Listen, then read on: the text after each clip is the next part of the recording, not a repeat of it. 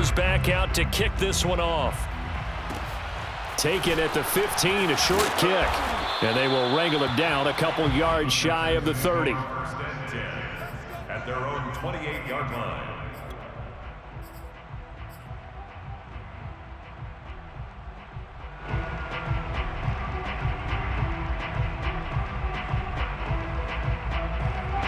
The Texans offense ready to go here for their next drive.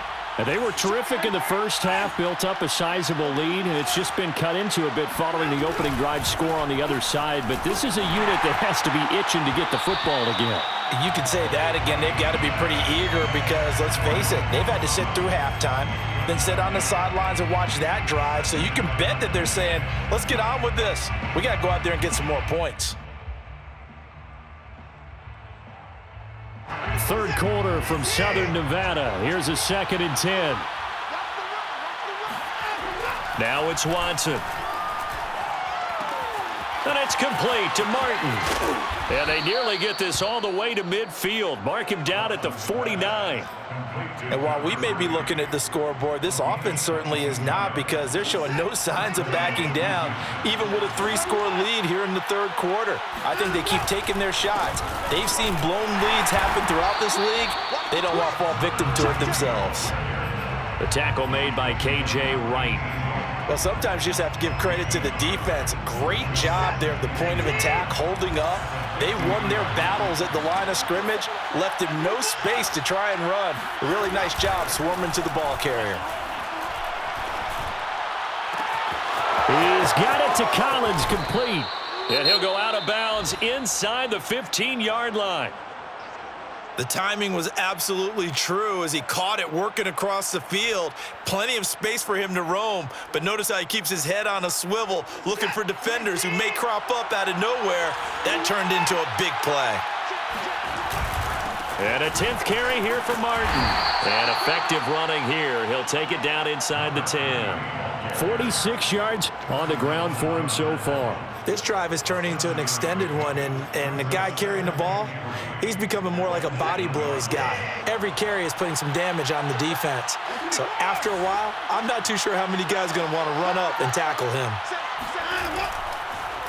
Again, it's Martin. And he'll take this one in for a Texans touchdown. A great play there. His 6th touchdown of the season. And the Texans are able to extend their lead in the final seconds of this third quarter. Extra point by Sly is up and good. And they open the lead up now to 25. Raiders 6. Joey Sly set to kick off. Joey Sly now to kick off after the touchdown.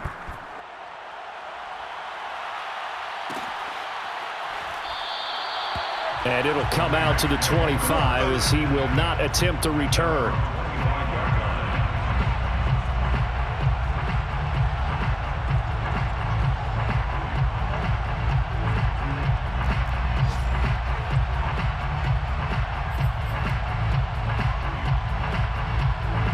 The Raider offense set to get this drive started. They have been struggling. I would imagine at halftime they went through some possible changes. Well, those changes aren't working, so now where do you go? Under pressure, and the Texans able to get in there for the sack. Malik Collins breaking through to get him to the ground. It's a loss of 7. And that is going to do it for this third quarter of action. You are watching the NFL on EA Sports.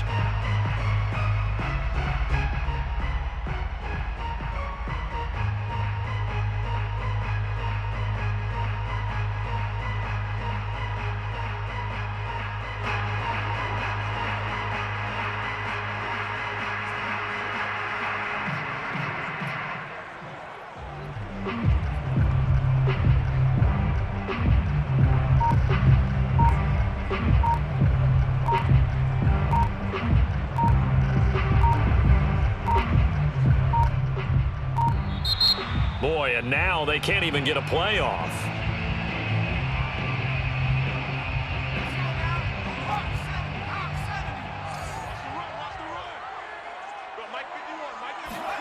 Set to throw is Morgan. He sets to fire deep. And he drops it incomplete. And their struggles continue here. This defense was definitely alert to the possibility of the deep ball, and they were more than ready for it. They've got the lead, fourth quarter. Maybe can expect more passes like that downfield. The Raiders on third down. They've converted 3 out of 5 thus far. This is 3rd and 17. Now Morgan. Can't get away, and he's taken down. Malik Collins picks up his 2nd sack of the afternoon. Brandon, what I remember most about playing with guys who knew how to rush the passer, they would just tell you, just cover people for me, just long enough for me to get there. And that's exactly what happened on that play.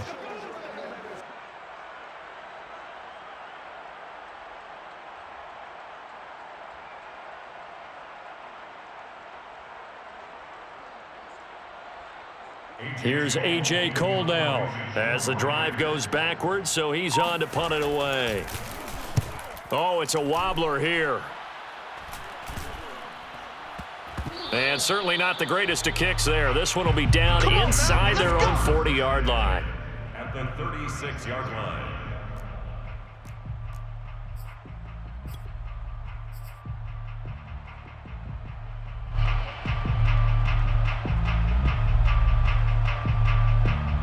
So from the 36 now, 1st and 10. They run the counter with Martin, and he'll be brought down, losing yardage back at the 40.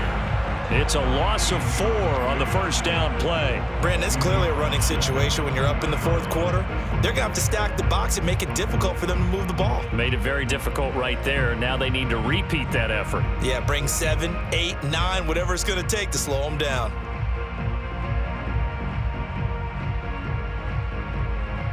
Well, the first play of the drive lost 4. Now they'll look to move it forward here on 2nd and 14. They run it again with Martin. And give him 6 yards here as he's stopped near the 35 at the 34.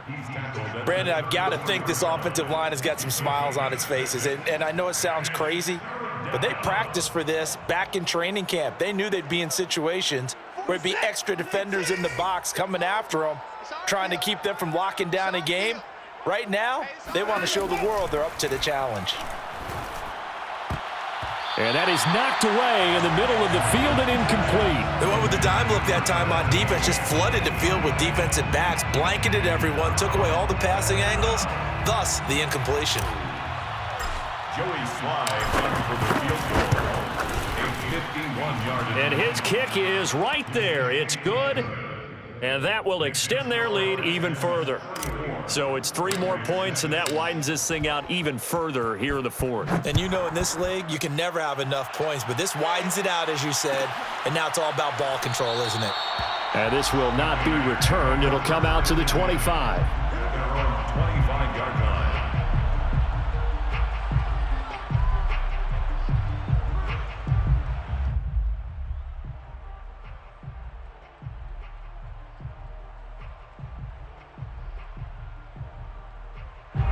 The Las Vegas offense ready to start this next drive. And just looking ahead, it would appear that that bye week is coming at the right time. They'll have 2 weeks to chew on this one, though probably not one that they want to chew on. A poor performance from start to finish. He was brought down by Malik Collins. 2nd and 10 at the 25-yard line. So after the run for no gain, here's 2nd and 10.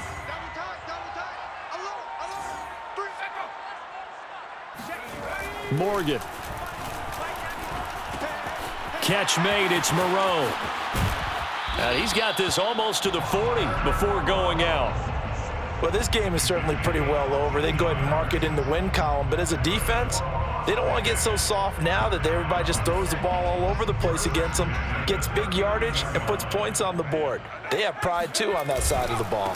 On 1st down, Jacobs. Nowhere to go that time. He maybe got a yard up to the 40.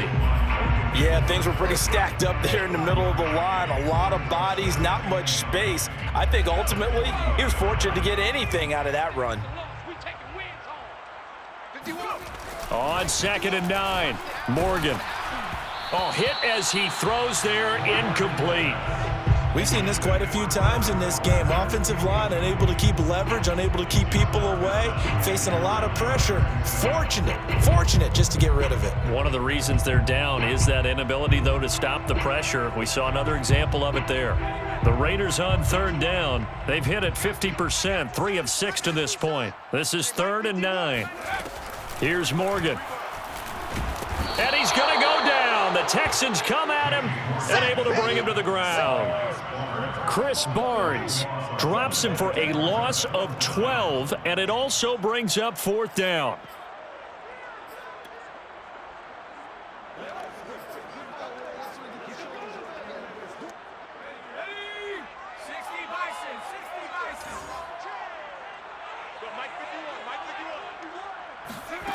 As expected, they're going for it to keep the drive alive. He'll let this go deep for Ruggs. Oh, that's into a sea of bodies, and it's intercepted. Picked up by Justin Reed. Pick 6, baby. Let's get this. So the first interception of his career under center, and you knew it was going to happen sooner or later. It has to. And I know he feels like the world is just tumbling down at this moment, but there's got to be some veteran somewhere, some mentor that's going to tell him, hang in there, my man. Plenty more to come. Keep firing. And he's able to break out of one tackle, but then quickly brought down. He was brought down by Trayvon Mullen. At this stage of the game, with the score where it is, the key here, stay in bounds, and he did just that. Not by a huge margin, but he stayed in. And those come up in what we like to call winning edge meetings. The things that you have to do, late game situations, kicking situations, doesn't matter what it is, the things you have to do to win a game, and that comes up in that meeting, then you practice it. They've got to be happy to see it executed, being able to stay in bounds and work the clock. The 71 yards on the ground for him now as he's done that on 15 carries. No doubt those are the types of carries they're looking for here, Charles. The lead in the 4th quarter. This is when coaches that have a reliable running game, they breathe a little easier on the sideline. Yeah, they love the idea that they can take the air out of the football at this point of the game. That means they're really counting on that offensive line, counting on the runners, taking care of the football. Because you're going to tell your quarterback, hey, no time to be a hero. We're not going to throw it here. Just eat up that clock. And if you have the ball, they can't score. So it's Texans football as we welcome you back. And they have just about put this one on ice as they've got it here, 1st and 10. Well, that's a carry they have to be satisfied with. And throughout this game, they've been satisfied with what he's given them. Whenever they've needed a big run, a 1st down, he's the guy they've turned to. And it doesn't matter what the defense thinks. They feel like they've got the confidence to keep handing it to him and keep picking up good yardage. At carries like that, that's how they're going to continue to salt this thing away here, Charles, in the 4th quarter. Yeah, how about that? A new set of downs. Clock continues to move. No better way to close out a game than to tap those mastodons you have up front and say, guys, keep pounding them. Let's keep the ball, keep their offense on the sidelines, and let's close this one out. The defense can stop it twice more as they take a knee here.